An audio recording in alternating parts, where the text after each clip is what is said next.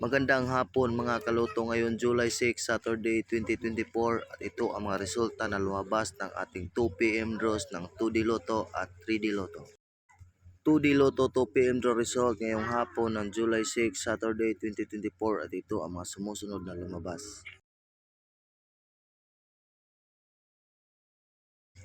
3D Lotto 2pm draw result ngayong hapon ng July 6, Saturday 2024 at ito ang mga sumusunod na lumabas.